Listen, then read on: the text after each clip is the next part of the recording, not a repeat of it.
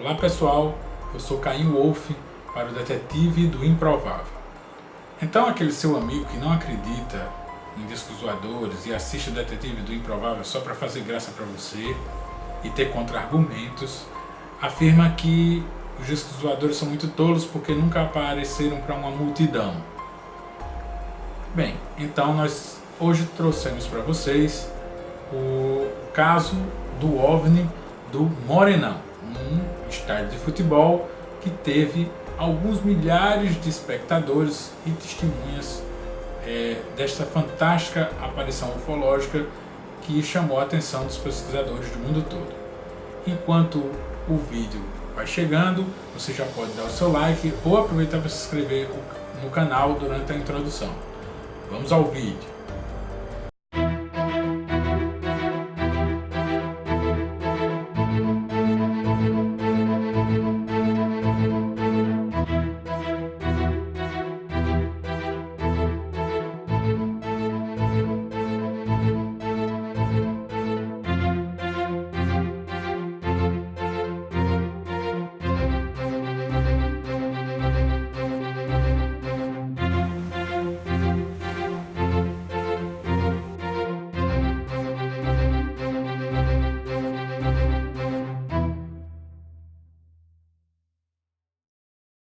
Em que milhares de pessoas juraram ter visto um OVNI, um objeto voador não identificado, durante um jogo do Vasco, em Mato Grosso do Sul. Seguinte, gente, o repórter Kiko Menezes viajou até lá para investigar o caso Morenão, um mistério que já dura 33 anos. Ignition sequence start. 6, 5, 4, 3, 2, 1, 0. All engine running. All clear. Um dos argumentos mais usados pelos que insistem em negar a existência dos discos voadores é o de que estes aparecem somente em lugares ermos ou pouco habitados e, na maioria das vezes, para um único observador solitário ou, no máximo, para um grupo muito reduzido de testemunhas. Mas, há 36 anos, uma partida de futebol aqui no Brasil ficou na história da ufologia mundial. Enquanto os times do Operário e do Vasco jogavam em Campo Grande, Mato Grosso do Sul, um torcedor inusitado surgiu sobre o estádio do Morenão. Um OVNI, um objeto voador não identificado. O objeto mudou a rotina de Campo Grande, da cidade, e até hoje este avistamento detém o recorde mundial de pessoas que presenciaram o fenômeno ao mesmo tempo. Foram 24.575 testemunhas. Na noite de sábado, de 6 de março de 1982, o Operário, 5 anos depois de ser semifinalista do Campeonato Brasileiro de Futebol, vencia o badalado Vasco da Gama por 2-0 na abertura da segunda fase da Taça de Ouro, como era chamada a competição nacional na época. Mas o que os torcedores se lembram, mais do que os 2 gols do centroavante Jones, foi o estranho objeto cilíndrico que cruzou o céu sobre o estádio Morenão. Veio de lá para cá, chegou aqui na altura do meio do campo, mais ou menos assim, e ele já foi para lá. Rapidamente. Ele já foi para lá rapidamente. Até hoje em dia eu já falei para mim mesmo que eu não ia dar mais falar sobre isso, da entrevista sobre esse caso, sobre esse caso, sobre esse caso, sobre esse caso. Não é possível que 30 anos depois se venha à tona essa conversa. Emitindo luzes fortes e extremamente silencioso, o tal objeto voador passou por cerca de 5 segundos sobre o gramado. Infelizmente, sem registros fotográficos, na época não tínhamos os celulares de hoje, ou filmagens, o OVNI se tornou parte do folclore campograndense. Até hoje, veículos de informação de todos os lugares do mundo vêm à capital com um único objetivo: apurar a veracidade da história do tal disco voador. As versões divergiram quanto à quantidade de objetos vistos. Para alguns eram 2 os objetos, para outros chegaram até 4. Mas todos concordaram que as luzes eram intensas e de várias cores. O agente do serviço noturno da base aérea de Campo Grande viu realmente 2 objetos e consultou o Centro Integrado da Defesa Aérea e o Controle de Tráfego Aéreo SINDACTA de Brasília, o qual informou que não detectara nenhuma aeronave conhecida naquele horário e naquela região. A lenda então persiste e, como dizia Steven Spielberg, diretor do filme ET, que estreou nos cinemas naquele ano e fez plateias acreditarem que era possível outras formas de vida no universo, nós podemos dizer assim: crer nos mitos e lendas é algo que nós precisamos. Algo místico com o poder de conquistar um lugar especial em nosso coração e de nos levar de volta através da memória em tempos mais agradáveis da nossa vida.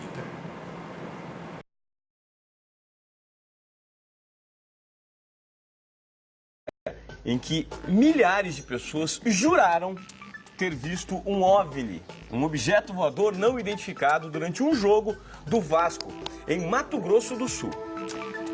Seguinte, gente, o repórter Kiko Menezes viajou até lá para investigar o caso Morenão, um mistério que já dura 33 anos.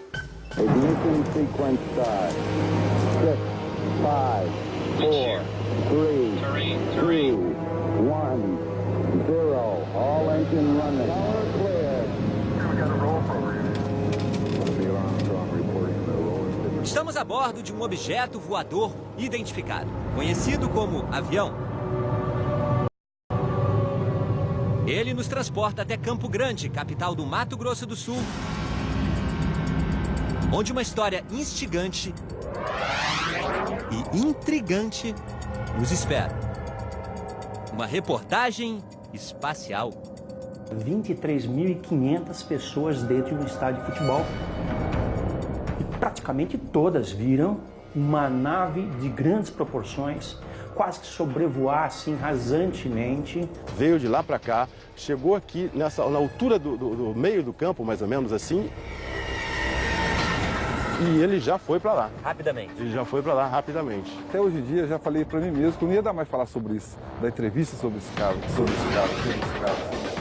Não é possível que 30 anos depois se venha à tona essa conversa.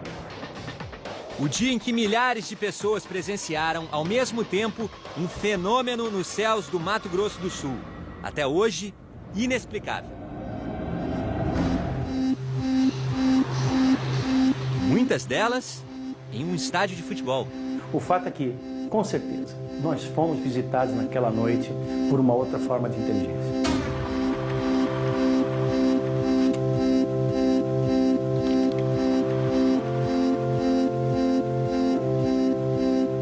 O estádio Pedro Pedrocian, popularmente conhecido como Morenão, é o maior do Mato Grosso do Sul. Foi construído para receber até 44.200 pessoas. O público recorde é do ano de 1978. 38.122 pessoas no jogo Operário e Palmeiras. Eram bons tempos. Ao longo das décadas seguintes, o futebol do estado foi perdendo força no cenário nacional. Entrou em decadência. Hoje, o time mais bem colocado do estado é o Ceni, que disputa a Série D. E o Morenão já não recebe mais tantas visitas. Campo Grande, em 1982, tinha uns 150, 160 mil habitantes. E 23.500 pessoas estavam dentro do estádio. E aí, no apito de José de Assis Aragão, começa o jogo em Campo Grande. Vasco e Operário. 6 de março. Cláudio Adão. Era jogo pela segunda fase da Taça de Ouro, Campeonato Brasileiro da época. O Operário jogando em casa no Morenão contra o Vasco de Roberto Dinamite, Cláudio Adão, Rondinelli. Deu pro gol, bateu no goleiro e foi pra fora. Eu tô fazendo um depoimento daquilo que ficou de 30 e poucos anos atrás. O fim do primeiro tempo se aproximava. O Operário vencia por 2-0. E isso não era nada estranho para a época. Cansei de ver isso aqui, ó, lotado. Operário e Palmeiras, Operário e Fluminense, Operário e São Paulo. E eu cansei de vir aqui torcer e sair feliz. E quando foi no outro dia... A Dona Maria no mesmo lugar da arquibancada. ela assistiu o jogo entre o Operário e o Vasco, naquele 6 de março de 1982. A gente estava aqui, eu mesmo aqui, do jeitinho que eu estou, apareceu por cima da cobertura um fenômeno, parecia uma tocha de fogo, assim. Quando começou a aparecer, nós pensamos, deve ser avião, né? Mas não pode, o avião não ia estar com a luz daquele tamanho. Exatamente, do lado oposto da bancada estava o Marcos, também torcedor do Operário. Teto cilíndrico, as cores, a maioria das pessoas percebeu, ele na amplitude ali da arquibancada descoberta. Ele chegou a parar. E parado. O que o senhor acha que era aquele ponto luminoso no céu que se mexia rapidamente? Eu acho realmente tudo que a gente escutou, tudo que a gente... Eu acredito realmente um OVNI. OVNI é a abreviatura de Objeto Voador Não Identificado. Amarildo, por que você não estava disputando aquele jogo? Tinha me machucado, tive uma contusão. Chegando aqui nesse mesmo lugar que nós estamos caminhando aqui, ainda me abaixei e falei, meu Deus, o que é isso? Eu e meus amigos, né? Porque se assustamos com o barulho e com aquela coisa quente passando em cima da gente, que era um rastro de fogo, e isso foi embora, e sumiu. Poderia ser um helicóptero? Ah, com certeza não. Um foguete? Um fenômeno da natureza? Um campo eletromagnético? Ah, não. Não, com certeza não, cara. Era muito diferente. Encontramos a transmissão do jogo nos arquivos do Centro de Documentação da TV Globo. A nossa equipe assistiu ao primeiro tempo, o período em que ocorreu o fenômeno, na íntegra. E em nenhum momento as câmeras mostraram a interrupção da partida. Quem sabe não enxergamos melhor de dentro do campo. E quantos anos você tinha? Eu tinha 20 anos. Como estava a partida naquele momento e o que você estava fazendo? Estava lotado, todas as coisas tomadas, lotado. Nós estávamos já no primeiro tempo e eu estava bem aqui nessa linha do meio campo, colado já protegendo a passagem do Pedrinho. Pedrinho, lateral do Vasco. Foi um facho muito forte, grande, enorme, com potencial de luminosidade muito grande. Ela passou e uma coisa assim de não piscar de olho. Aí o Pedrinho ainda perguntou, mas o que é isso? Aí eu disse para ele assim, olha, o aeroporto é aqui do lado. Eu acredito que seja um avião que passou rasante aqui procurando pouso. E segue o jogo. E seguiu o jogo. Tocada. Saiu bem da marcação e já foi o apoio na velocidade pela direita. Eu estava fazendo meu debut, tinha 20 anos, estava acabando de ser condecorado como melhor jogador em campo. Outra finta de... 2-0. Rosemiro na marcação, cruzamento, Mazarop, o toque e gol! E o OVNI ganhou em popularidade. E aí todo mundo esqueceu o jogo e o jogo ficou secundário. 2 dias depois, o fenômeno reapareceu. Na manchete do jornal, OVNIs no céu de Campo Grande. Tivemos matéria nos jornais na segunda-feira, né? Que o jogo foi no sábado à noite. O Paulo era um dos jornalistas que cobriam a partida naquele dia. Que as pessoas não acreditaram, como não acreditam até hoje, né? Então, apareceu na cidade o ufólogo. O profissional que estuda fenômenos relacionados aos objetos voadores não identificados. No início, a ideia que eu tinha, e que a imprensa local, já que não haviam outros pesquisadores, tinha também, é de que o fenômeno havia se manifestado somente sobre Campo Grande. Quem estava no oeste de São Paulo, Presidente Prudente, Rancharia, Presidente Epitácio, no oeste ou noroeste do Paraná, Paranavaí, Maringá, essas pessoas também viram. Aí os relatos começaram a chegar até de Vilhena, na Rondônia. Porém, o epicentro de toda essa manifestação, que na minha opinião era uma revoada de OVNIs, o epicentro foi o estádio Morenão. O caso Morenão é um caso recordista em número de testemunhas do avistamento. Um delírio regional, folclore do Mato Grosso do Sul? Não. Os jogadores do Vasco também não esqueceram. Olhei para cima e vi o facho de luz bastante claro se esvaindo, sumindo. Logo após que só você vê às vezes 2 jogadores um pé do outro, tipo aquela reação de abismado, ou que que será isso? Eu estava lá, eu vi. Eu tive o privilégio de ver. E sentir o corpo arrepiar, a perna tremer. Olha, é uma sensação não ruim, entendeu? Não é ruim.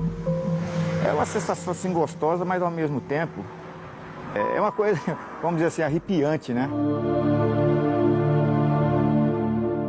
O professor Enio acredita em interpretações equivocadas. Ele participa de um grupo de físicos, químicos e astrônomos interessados em saber mais sobre a origem da vida no universo.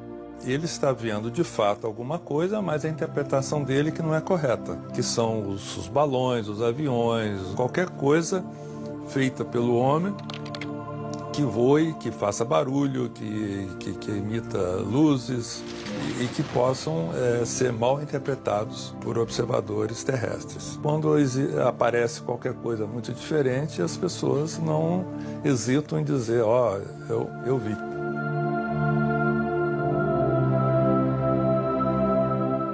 Eu fiquei absolutamente seguro de que naquela noite, no dia 6 de março de 1982, nós fomos visitados por uma outra forma de vida, inteligente. As testemunhas continuam a ser as provas mais fortes desse fenômeno OVNI. Se fosse como nos tempos de hoje, com as câmeras de celular, talvez o pessoal tinha imagem, com certeza absoluta. Necessidade de acreditar numa crença paranormal? Ou estamos sendo observados? Perguntas que até hoje ecoam pelos espaços vazios do Morenão. Voltamos para casa com uma boa história na bagagem e fotos de recordação. E se acreditamos em vida em outros planetas? Depende do que nós desejamos enxergar.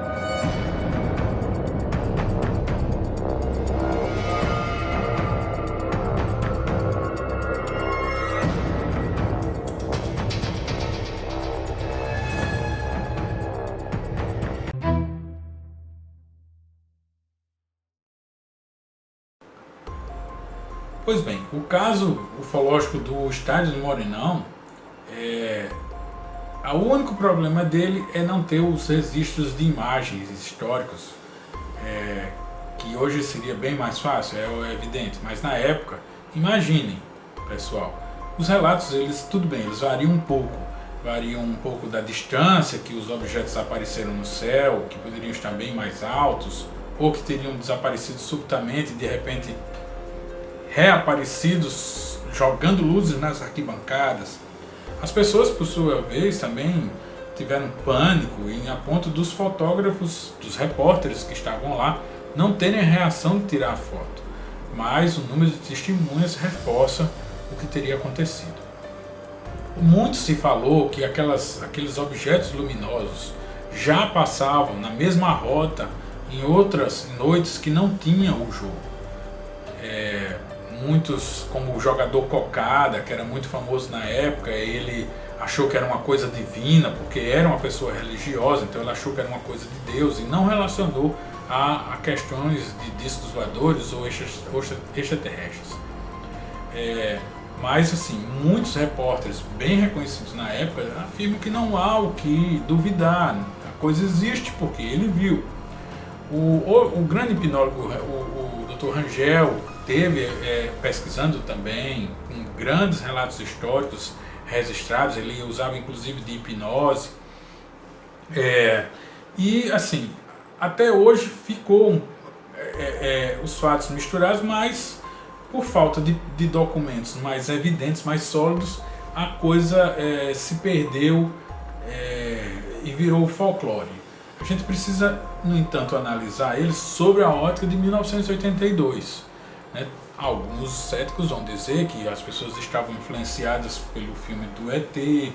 Olha, o Brasil era bem diferente, até o número de cinemas e o impacto que alguns filmes causavam sobre a população era bem diferente de hoje e bem diferente dos efeitos que tinha, por exemplo, sobre o povo americano. Mas, para quem se aprofunda um pouco mais na ufologia, e eu já afirmei aqui que eu não me classifico como ufólogo, eu prefiro a denominação de ser um pesquisador do realismo fantástico, na ufologia eu sou apenas um curioso, sabe que tivemos outros eventos onde multidões viram um avistamento ufológico como esse. Por exemplo, na Batalha de Los Angeles, onde não só a população viu assustada, como presenciou um embate entre as forças de segurança, o exército, por exemplo, apontando holofotes na clássica foto da batalha do que foi chamado de a Batalha de Los Angeles, também presenciado por uma comunidade. Mas o Brasil, mais uma vez na ufologia, tem o privilégio de ser ainda registrado como a maior multidão que viu juntas o mesmo objeto voador não identificado. Mesmo que para algumas das pessoas a interpretação seja diferente, como pode ter sido um disco voador para uns, um cometa para outros, uma arma secreta, uma coisa demoníaca, uma coisa angelical.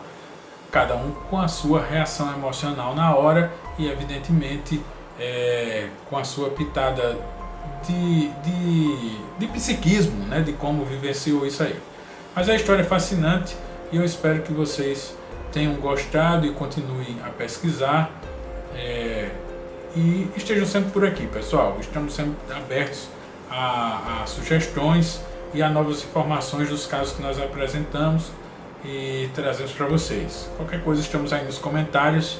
E é isso. Espero que vocês tenham gostado e que visitem o site. Lá tem o e-book gratuito. Agora começamos uma sessão de estudos, na qual já tem um texto do Sérgio Russo que nós selecionamos para vocês com muito carinho.